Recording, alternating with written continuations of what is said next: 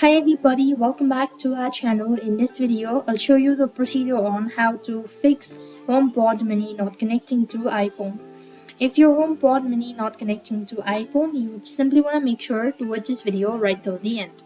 First of all, you have to enable Wi-Fi and Bluetooth on your iPhone. So you could actually go to this control center and you could actually go to the quick settings, and here you could go ahead and enable that.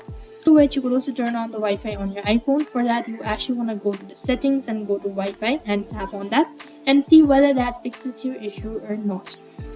If not, you could also use an identical Wi-Fi on both devices. The first step is to recognize the HomePod mini through an iPhone is to ensure that both devices are connected to the same Wi-Fi network.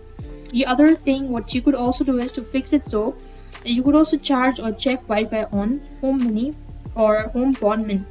Now, checking or potential changing the Wi-Fi connections to your HomePod Mini is only possible through the Home app.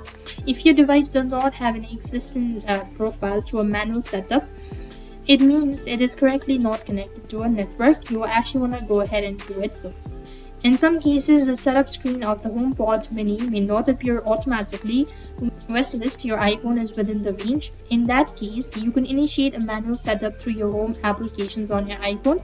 For that, you want to open the Home app on your iPhone, tap on the plus symbol, then go to Add Accessories and go to More Options, select HomePod and tap on Setup and Follow Prompt, and that way you should be able to fix it so these are a couple of different things you could try. I hope the video was helpful. Make sure to like, share and subscribe. Thank you for watching. See you in the next video.